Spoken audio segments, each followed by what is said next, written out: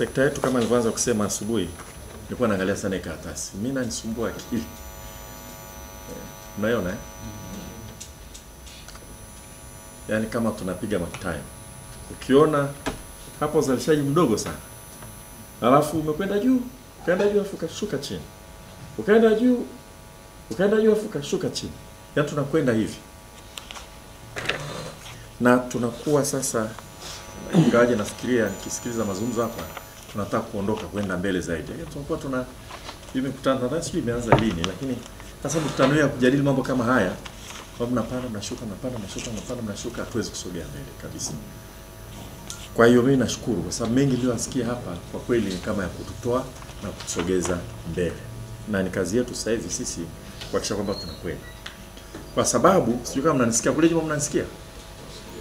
Nimezoea kupiga lecture kwa hiyo sio shida sana. Kwa sababu hiyo ifanye kazi. Kwa sababu nitasema tu alichosema rais wakati anahutubia bunge. Huwezi kuondoa umaskini bila kufanya mageuzi kwenye kilimo. Huwezi. Siasi theluthi mbili ya wananchi wetu wanategemea kilimo. Kwa kama kilimo kikiumba, ni wananchi wengi sana wanayumba. Na nilivyoanza kuongea hapa asubuhi nilisema pamba ni muhimu sana kwa sababu sio kwa sababu ndio inaongoza kwa kutoa hela za kigeni. Sio. Ile inaongoza kwa kuwa na watu wengi wanaoitegemea. Kwa hilo tu, hili ni jambo muhimu sana. Hatuwezi kulichezea. Kwa hiyo mimi nimeyasikiliza yote, naamini sasa hivi tutaendelea sasa kuondoka kwenye kuyumba yumba, tuendelee grafu iwe inapanda. Siku moja hadi nyingine. Na ile tija ambayo tumesikia imeelezwa vizuri sana.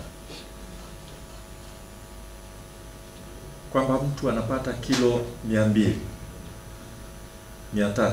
Mheshimiwa Malipo anasema unaweza kaa chini hapo kwa ekari moja.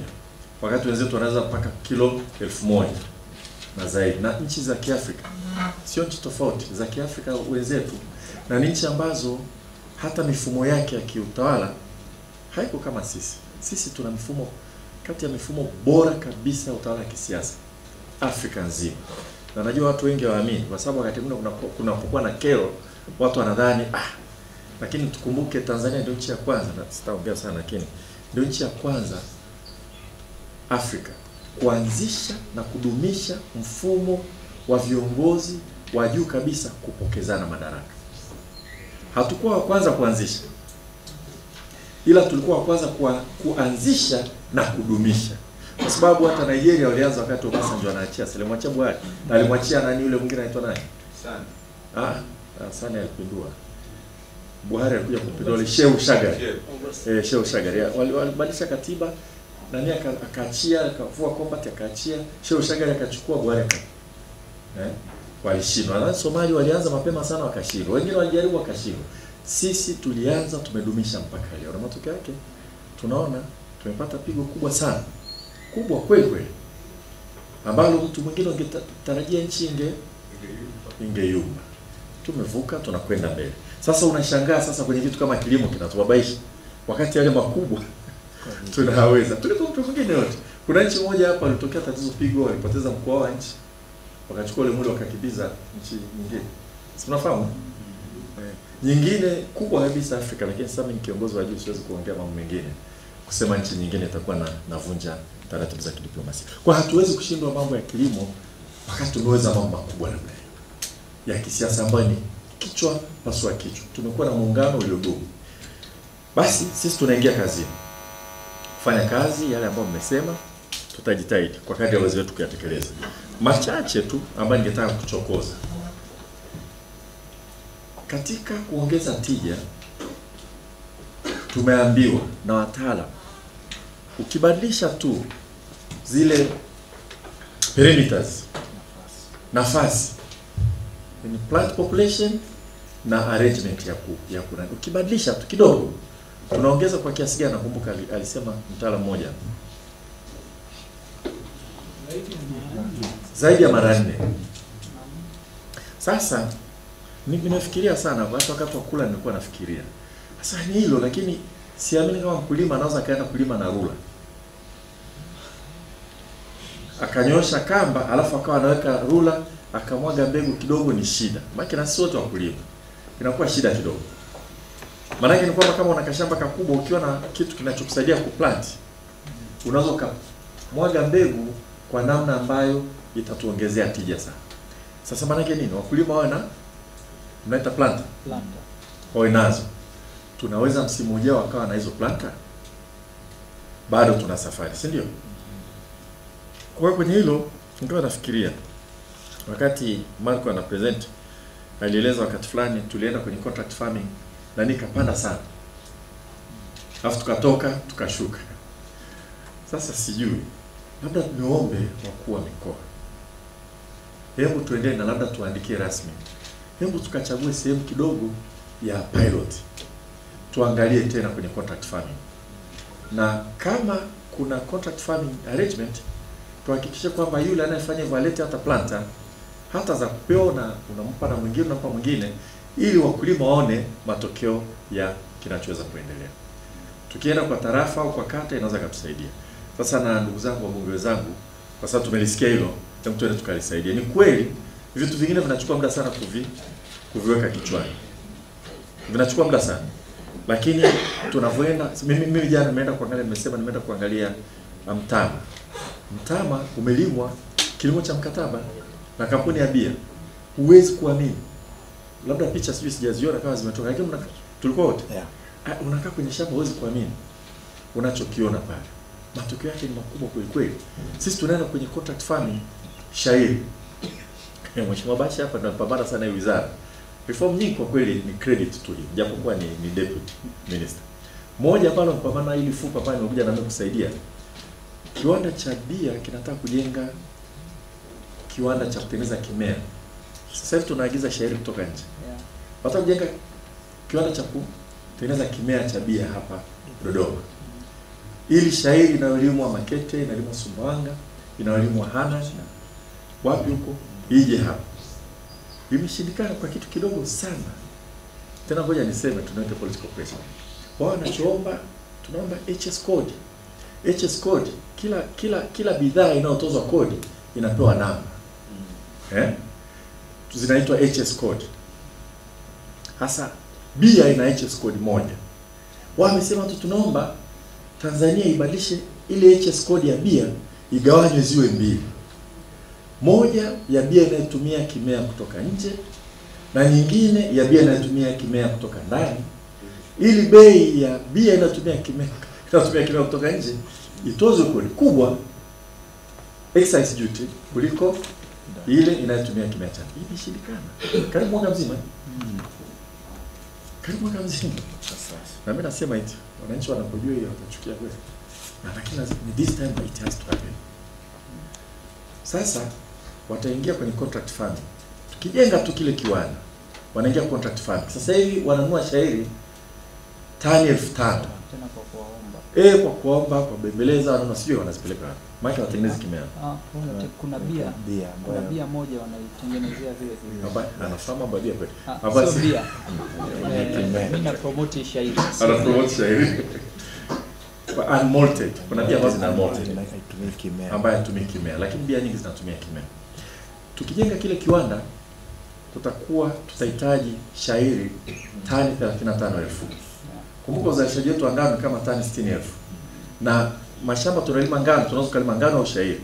Kwa angalia tu fursa hiyo ya kulima ilivyo kubwa. Lakini tutafanya kwa contract farming. Nasema hivi kuonyesha kwamba contract farming ni fursa kubwa ambayo ni vizuri tuangalie kama tunaweza tukaitumia. Mradi simnyonye mtu yote. Kuna kiwanda cha kukamua alizeti hapa kinaitwa Pixas. Kiko hapa Dodoma. Ncha Marekani wanatawi Uingereza alafu wamekuja hapa. Sasa hivi viwanda vyote ni kama nyie mnao pamba. Viwanda vya alizeti vina miezi 3 tu vinaishiwa alizeti. Wanafunga. 2-3 alizeti inaisha. Yeye ameingia hapa Dodoma. Ameenda kutafuta wakulima. Ameingia nao contract farming, mikataba. Kama ni mkulima mkubwa anasaini na mkataba, ananunua moja kwa moja. Wakulima wadogo anasaini mkataba na AMCOS. Anatoa mbegu na huduma za ugani. Ananunua alizeti ya kukamua mafuta mwaka mzima. Yuko hapa Dodoma. Kwa hiyo tunataka tumebana na Mheshimiwa Bashe tarehe 7 tunakutana viwanda vya kukamua alizeti na mabenki kwa ajili ya mafuta, kupata mafuta na mabenki, ili Hivi viwanda na vyenyewe vitoe mbegu. Tumeshafanya vitu vingi sana vya extension, hela za mbegu labda hatutakuwa nazo. Mbegu za alizeti bado hazitoshi. Kwa hiyo tununue mbegu, lakini benki wasaidie wape wakulima, tuanue mbegu wape wakulima, tulime, tuondokane nayo kutumia half a trillion shillings kununua mafuta ya kula kutoka nje. Sasa huko tunaenda kilimo cha mkataba.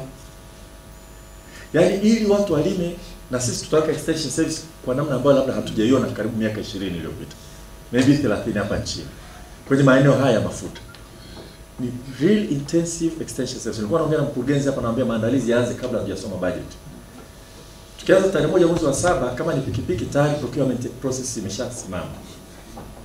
Sijui mobile phone zimeshasimama. Vile vio tumeshaanza kuvikarabati biawana vya kuretrain watu. Sasa nasema haya lakini narudi tena. Kuna kiti za kupima udongo, kwa kiki udongo na kila kitu. Tutatrain watu walime nani alizeti, namna ya kulima zote. Lakini tunaenda kwenye contract farming. Yaani mkulima anaanza kumwaga mbegu, anajua nani mnunuzi. Na bei anaifahamu. Sasa na mimi nafikiria kwenye pamba tuangalie namna ya kujaribu hilo. Kama lilikuwa na matatizo tufanye kwa pilot, alafu tuangalie tatizo nini tuweze kulitatua. Kwa sababu fikiria mkulima sasa hivi wote wakajua tutauza na bei na angaliwa. Kwa mfano Pixas alichoniambia ni kwamba bei mnakubaliana, lakini bei ikipanda overall anafanya upward adjustments. Ila ana deduct gharama ya mbegu na extension service. Kwa hiyo sio kwamba eti bei kile ikipanda unapata shida. Na tatizo lake kubwa ni wakulima baada ya kuvuna baadhi wanakimbia hata kumuuzia, maana hawataki kukata hela zao tena. Kwa hiyo nasema hili kusema kwenye contract farming kwenye cotton, hebu tuwe open minded. Inawezekana kwa sababu wengi ni wakule kule, watu wanaona huyu ndio anapata. Angekuwa huyu Pixas ametoka nje labda watu au ni Tanzania Breweries. Lakini watu wa humu ndani tutashikana, kama wakituharibia sisi tunashikana, tuko nao kila siku. Kwa hiyo naomba tuliangalie na wakuu mikoa, labda tutatafuta arrangement, tuwaombe tuangalie kama tunaweza tukalianza kwa pilot, lakini lazima tuwaelimishe sana wakulima wetu, tuwaelimishe sana viongozi waliochaguliwa na wananchi wetu ili tulione linakwendaje hilo. La pili, madeni. Nadhani amelizungumza vizuri sana mheshimiwa naibu waziri, lakini sasa kuna tatizo la kumaliza lilopo, lakini kuna matatizo la kuondoa kabisa mfumo wa kusimamia kilimo ambao unazalisha madeni. Kwa sababu haya madeni si tu kwa sababu ya ile bei iliyopangwa mezani. Kwa sababu korosho nako tuna madeni. Madeni mengi na vitu kama vile. Sasa inakuwa ni ngumu kumwelezea mtu. Yaani mtu mwingine akatoka nchi nyingine, akatoka sayari nyingine, ukamwambia watu wanalima, wanauza, wanapata hela na hela nzuri, lakini hapo madeni yanazalishwa halipiki. Ni vigumu sana kumweleza mtu. Kwa sababu hai make sense. Kwa hiyo tutapambana tuhakikishe tuna run down ya manani, na vile vile hatuzalishi tena. Kama nilivyosema, ni kwa sababu innovation ambayo Mheshimiwa Basha amekuwa akionyesha tangu alipokuwa wizarani, amekaa muda mrefu kuliko mimi. Mengi ambayo anafanyika ameanzia kule. Sasa tumemwomba atachie hiyo kama. After all anasema mzigo mzito unampa nani jamani? Sasa mimi na mnyamwezi wangu hapo kwa nini hangaika. Kuhusu lingine ambalo tumelizungumza la ushirika, naomba tuende tukawa wakali. Mheshimiwa mkuu wetu wa mkoa wa Geita, tuende tukishapata ushahidi, naombeni tuwe wakali. Na najua watu, hakuna mtu, na mheshimiwa mkuu wetu wa mkoa wa Shinyanga amesema hakuna mtu anapenda kumweka mtu ndani wala nini. Lakini hizi ni mali za wananchi. Na tunahitaji kurudisha imani. Na sisi wizarani tutalifuatilia. Benson, una leseni, hata kama ulikuwa unadhani nini, piga. Sawa? Yaani usiyumbe, usiogope. Unaweza kuulizwa maswali lakini ushahidi si upo. Upo. Hii tumepata hii ripoti ya Kwasco, hii milioni inafanywa kazi kwa yale maeneo ambayo tunajua kabisa ni ubadhirifu. Sio kumuonea mtu kwa sababu pengine kwa uwezo mdogo hakuweka mhasibu. Kwa hiyo hamna hela zinazoonekana zimeibiwa lakini vitabu havijawekwa vizuri. Hilo lazima tuangalie vitu viwili. Lakini kuna sehemu ambayo kabisa unaona hapa hela zimeliwa.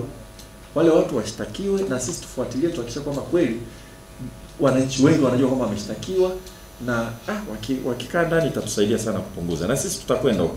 Waheshimiwa wakuu wa mikoa, tutashukuru na nyinyi mkienda huko. Kishapata ushahidi, mtu amechezea. Hapa unasikia ni yule nani yule amesema mheshimiwa gani hapa ali hela ziliwa na viongozi wa AMCOS. Wewe. Hebu tuanze na hao. Ameshashughulika nao. Wako wapi sasa hivi? Asio wasitoke. Na wananchi wajue.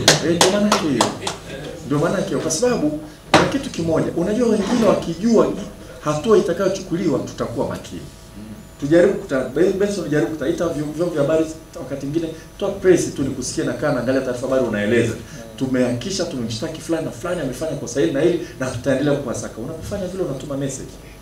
Ni muhimu sana. Taarifa yako Mheshimiwa Malima tunaisubiri kwa hamu.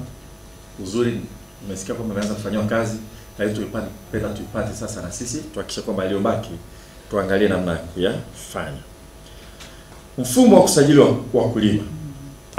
Mimi nafikiria yani hakuna kitu kibaya kama kumnyima private sector fursa. Na amefanya ametengeneza. Lakini bahati mbaya hili kwa kweli haliwezi kwenda kwenye domain ya private sector. Ni bahati mbaya sana. Kwa ila kuchukua taarifa za wakulima na kila kitu haliwezi. Ningetamani sana lingewezekana. Wakifanya privately that's okay.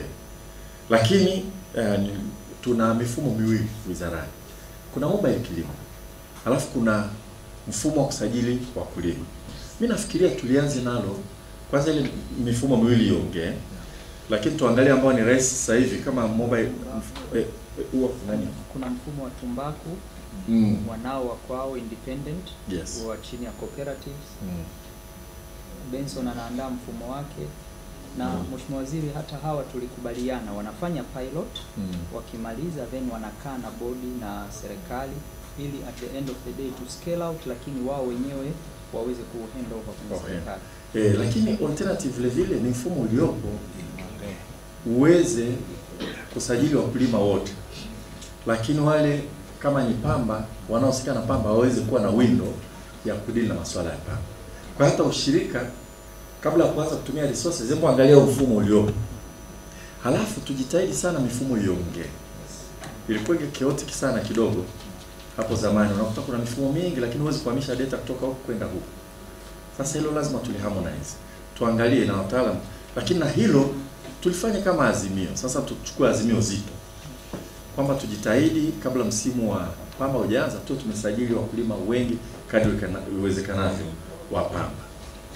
Kwa ajili ya kunani. Tufanye hivyo kupitia ushirika na kusaidia na bodi ya nani. Sawa? Hebu tujitahidi kufanya kama kampeni. Wote tuombe wakuu wetu wa mikoa na nani tuwasajili kwa sababu kama tulivyosema pamoja na mambo mengine yote utatusaidia sana kudhibiti ubadhirifu katika. Lakini mfumo hii ina faida nyingi sana.